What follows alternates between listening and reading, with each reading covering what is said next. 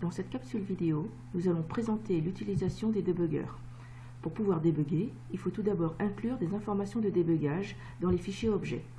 Pour cela, lorsqu'on générera les fichiers objets avec gcc-c, on prendra garde de bien utiliser l'option "-g afin que l'objet puisse intégrer ces informations de symboles de débugage. Lors de l'édition de liens, ces informations seront conservées dans l'exécutable généré. Nous allons dans la suite utiliser la commande gdb qui va permettre de suivre pas à pas un programme afin de pouvoir le débugger. Je vais partir de deux programmes, afficheur.c et proc.c. Dans l'afficheur.c, j'ai écrit deux fonctions, l'un qui convertit une chaîne en minuscule, l'autre qui convertit une chaîne en majuscule.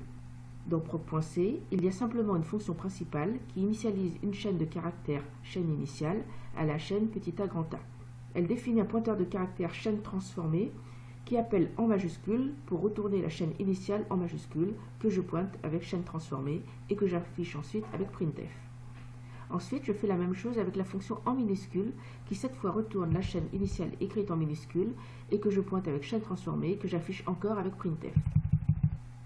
Je compile en n'oubliant pas les "-g. gcc-g-c afficheur.c, gcc-g-c proc.c et je génère l'exécutable avec gcc afficheur.o proc.o-o prog. Je lance l'exécutable /prog et l'affichage en majuscule a bien marché, mais j'obtiens une erreur de segmentation avant que l'affichage en minuscule ait pu se faire. Que s'est-il passé? Je lance le débugger avec l'exécutable prog, gdb prog. Je suis à présent dans le débugger. Un certain nombre de commandes sont disponibles. Tout d'abord, la commande run me permet de lancer le programme, donc run. Sans surprise, comme tout à l'heure, mon programme se plante avec l'erreur de segmentation. En revanche, cette fois-ci, le débugger a tout suivi. Il me dit même que le programme s'est planté à la ligne 30 du fichier afficheur.c. Je peux demander l'affichage de la pile d'exécution avec backtrace, abrégé avec la commande bt. Je vois alors que l'instruction incriminée est l'instruction de la ligne 30 de la fonction en minuscule située dans le fichier afficheur.c.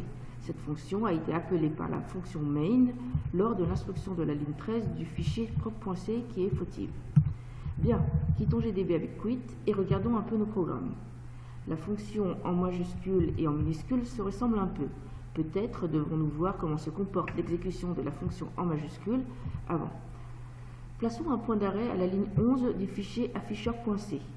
Donc break, afficheur.c 2.11. Puisque le problème semble s'être localisé dans la fonction en minuscule, peut-être serait-il bien de voir ce qui se passe un peu avant. Plaçons un second point d'arrêt dans le main à la ligne 13 du fichier proc.c. Donc break, proc.c 2.13. Enfin, voyons ce qui se passe dans cette boucle.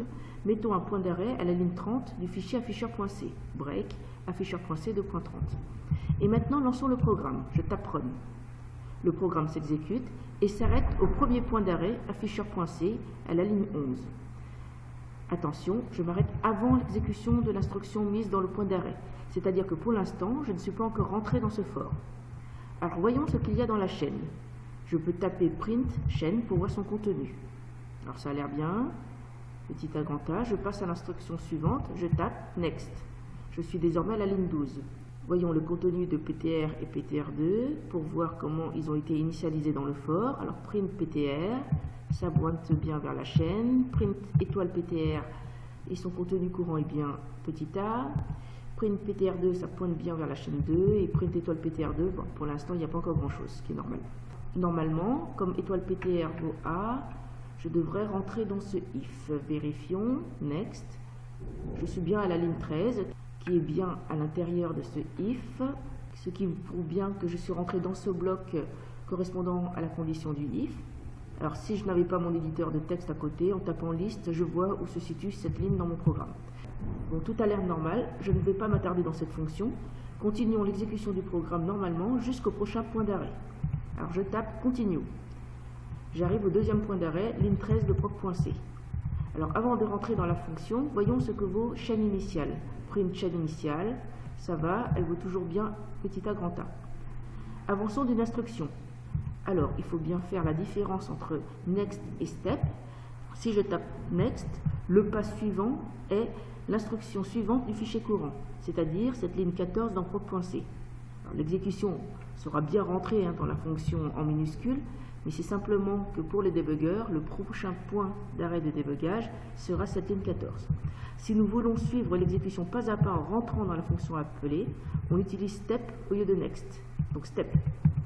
Je vois que je suis bien rentré dans la fonction en minuscule située à la ligne 27 de afficheur.c. Alors tiens, j'aimerais savoir comment est la chaîne passée en argument ainsi que sa taille. Je tape print chaîne et la taille, print strlen chaîne. Donc il y a bien un petit A grand A dedans et la chaîne est de taille 2. Pour l'instant c'est cohérent. Voyons comment ça se comporte dans la boucle. Je tape 2 fois next pour passer le malloc et le for. Et voyons maintenant ce que vaut étoile PTR. Print étoile PTR. Parfait. PTR pointe bien vers le petit A. Continuons. Next. Print étoile PTR.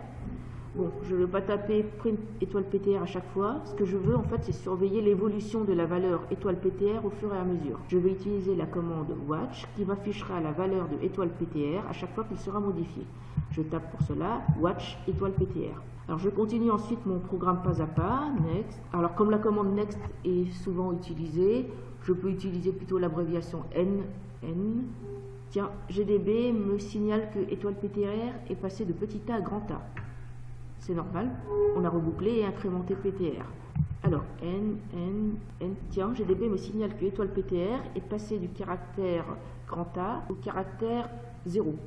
Alors, on est arrivé en fin de chaîne, tiens, on continue la boucle, c'est bizarre. Ah, ça y est, je vois l'erreur. J'ai oublié de tenir compte de cette condition pour sortir de mon for qui ne teste que si PTR est nul. Donc, on continue à parcourir la mémoire alors qu'on est sorti de la chaîne pointée par PTR. C'est pour cela qu'il y a eu erreur de segmentation. Et voilà, grâce au débugger, on a pu identifier facilement l'erreur.